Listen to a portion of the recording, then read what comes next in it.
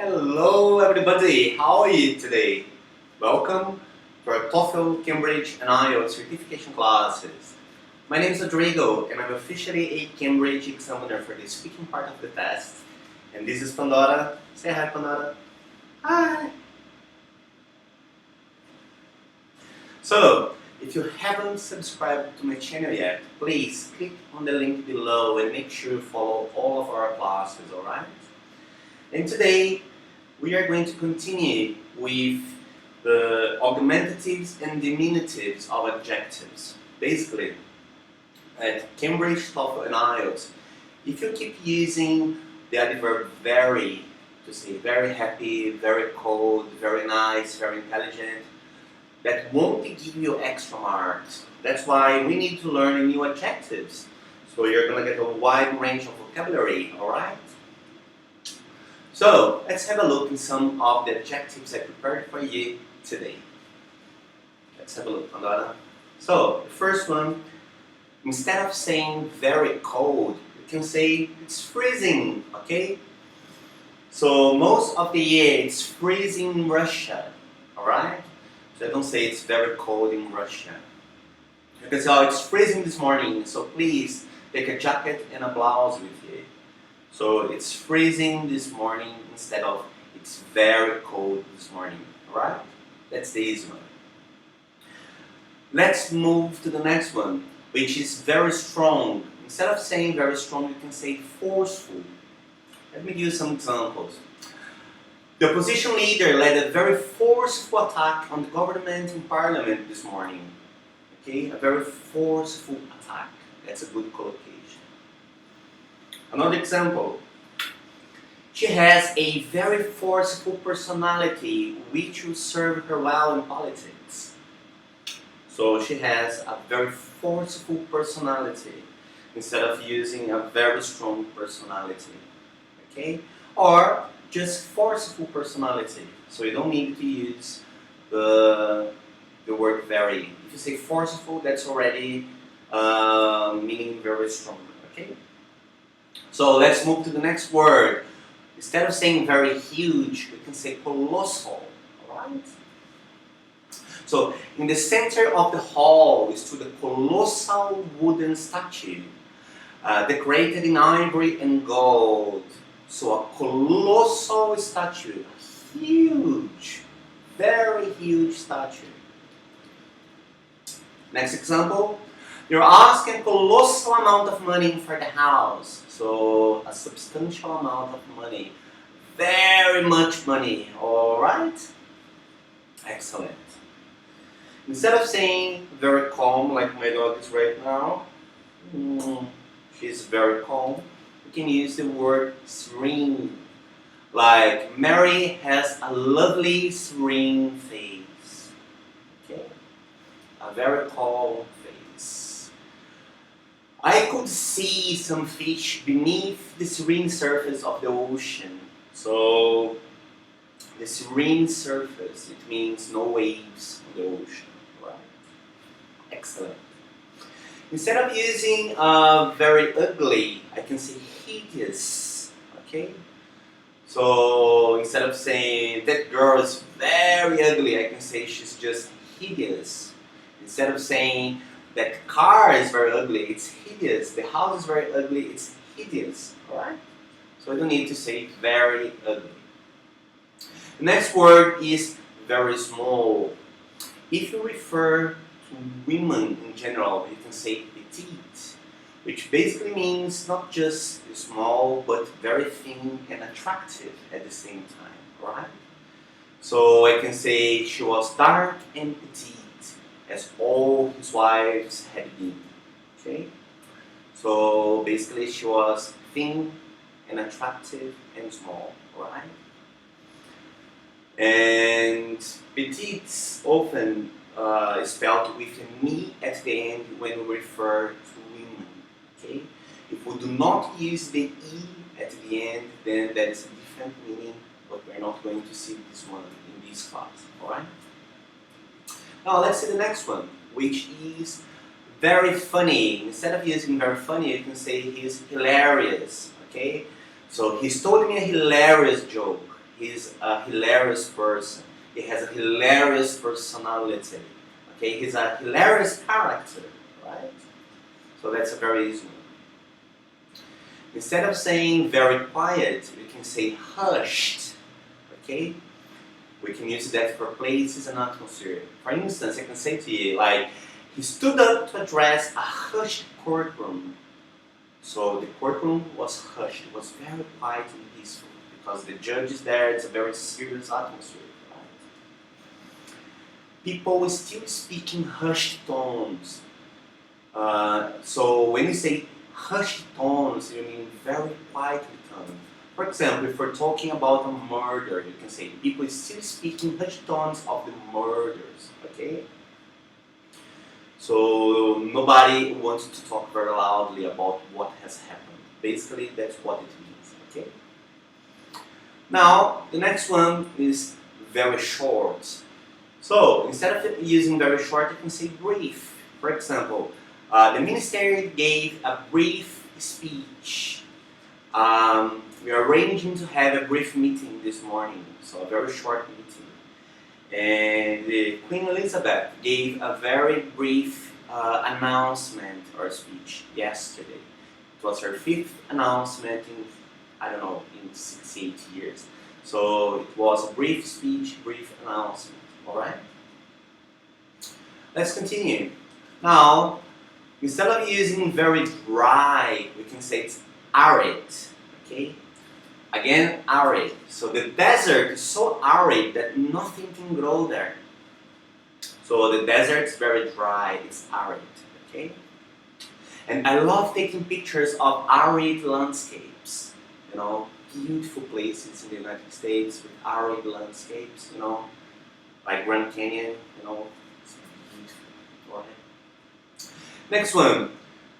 Instead of saying very upset, you can say distraught or distraught in British English, okay? For example, the missing child's distraught parents made an emotional appeal for information on TV. So that was a very upset, very sad, they were very sorrowful, alright? And she was distraught and frustrated by the constant delays. Of course, you can get very sad, you know, because of the delays, very frustrated, okay? Right? So let's continue. Instead of saying very careful, we can use the word cautious, alright? Like, I'm very cautious when I walk alone at night. I can make some cautious decisions before signing documents, you know? So there are many examples we can use with cautious. That basically means very careful. Alright? Next one. Instead of very colorful, you can use vibrant. And for instance, I can say vibrant colors, a vibrant atmosphere. Basically, when you enter a dance club and you see all the vibrant colors everywhere, you know, making the atmosphere a great atmosphere to be in. Okay, excellent. Next one. Instead of saying very creative, you can say innovative, okay? Or in American English, you say innovative. But in British English, we say innovative. Okay, you can say that Rico has innovative ideas, he has used innovative methods, his plan is innovative. I need to hire an innovative manager for my company, alright? Instead of saying very crowded place, you can say bustling. And in this case, the letter T is mute. So you don't say bustling, but you say bustling. So very crowded, bustling. For example, this used to be a bustling town, but a lot of people have moved away over recent years. Another example I can give you. The house, usually bustling with activity, was strangely silent this time. Okay? Because we expected to have a lot of people, a lot of noise, all that. Let's see another example. Very exciting. Instead of saying very exciting, we can say exhilarating, okay? Exhilarating, alright? So, for example, I can say to you that an accelerated walk in the mountains is what I need right now. You know, very exciting walk in the mountains. And I believe that it would be tremendously exhilarating experience. So it would be a great, very exciting experience. Alright? So it's a very positive adjective to be used. Next adjective, very weak. So instead of saying very weak, we can use the augmentative called frail. Again, frail. As an example, I can say, she's a frail old lady. Okay? I last saw him just last week and I thought how old and frail he looked. So if he looked frail, he looked very weak, he looked sick, you know, fragile. That's what it means. Okay? Let's see next example, very bright. Instead of using very bright, you can say luminous. Again, luminous. For example, if something's producing or reflecting bright light, especially in the dark, for example, if you're wearing luminous clothing or a luminous outfit, okay? You can even say the library was lit by the luminous glow of the laptops. So everybody with laptops on the desks and having that luminous atmosphere in the library, right? Next, very smooth. Instead of using very smooth, I can just use the word sleek. For example, the cat had sleek fur. So when you pet the cat, you feel it has a sleek fur. Okay? Unbelievably, the powder was still fine and slick. Alright? So we can use with lots of different nouns. Okay? Next one, very soft. Instead of saying very soft, you can just use the word dawny. Again, let's repeat. Dawny, which basically means filled with feathers. Okay? For example, a dawny nest. Birds, they make dawny nests for their babies, for their eggs, to lay their eggs, alright? And I want to buy a dawny pillow, definitely, because mine is really hard, you know? I need a dawny pillow, filled with feathers, alright? Next one, instead of saying very messy, I can use the adjective slovenly. Again, slovenly, okay?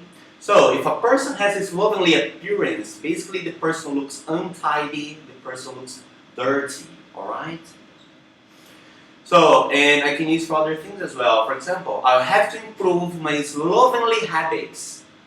Okay, my mother's coming to stay, so she cannot see that I have slovenly habits, filthy habits, alright? Excellent. Next one, instead of using very powerful, you can use the word compelling. So that's a very strong adjective to be used, because you can use like with compelling evidence, compelling arguments, you know. For example, if your reason or argument is compelling, basically what I mean by it is that it makes you believe or accept it because it's so strong, alright? For example, this is a compelling evidence, that's why we have to arrest this man. Or, wow, you've got a fairly compelling argument for going, you know? So, compelling, very strong, so you cannot deny its force. Now, instead of saying very scared, you can use the word petrified. So, you don't say I'm very scared, that's a B1 level word, you can say I'm petrified. For example, he wanted to show that we weren't intimidated or scared, but I was absolutely petrified at that moment, okay? Another example, I stood petrified as the most enormous dog I've ever seen came bounding up to me. So I stood petrified, right? Really scared. Another example I can give you, very wide. Instead of using very wide, you can say that's an expensive. Expensive, okay? With A, not expensive, like the opposite of cheap, but expensive. For example, The project was initially small, but later became more expansive, so wider. And the expert has expansive knowledge in marketing. Like I had an expansive knowledge of English vocabulary, and you probably have expansive knowledge of engineering or your area of ability, alright? And the last adjective of the day is very windy. Instead of using very windy, I can just use the word blustery. Again, blustery. For example, our political project was rocked by blustery winds back in the 1980s as well. So in that case, I'm using it metaphorically to talk about politics, okay? Or if I want to use the original meaning, I can say today is a blustery day, or we're facing a blustery weather. Like New York, they always face blustery weather, alright? Very windy, okay? So again, obviously you have the options to use the easy adjectives, B1 and B2 adjectives, but in that case you won't get higher score in Cambridge, TOEFL and IELTS certification courses. So that's why I've put up this compilation for you. So I really would like you to try and use real examples in your life to memorize the highest number of adjectives you can. Because seriously, if you do not use C1 and C2 words in your TOEFL, Cambridge and IELTS certification tests, probably you won't have a very high score. For instance, most students, they seek 100 points at TOEFL, and they also seek 7.5 to 8 points at IELTS, and they seek C1 level at the Cambridge certification tests. So it's quite impossible to get there if you do not have a wide range of vocabulary in your mind. So you need to know them offhand, okay? So I hope my examples made it clear to you, but if you still have some questions, please click on the link below, subscribe to my channel, let's be friends, so you can ask as many questions as you want, and I'm willing to help you to pass at your international certification exam, okay? Again, my name is Rodrigo, and I'm here just to help. So thank you so much for watching this class, and I hope to see you next time. Say bye, Pandora. Bye, guys. Bye-bye. Thank you. Bye-bye.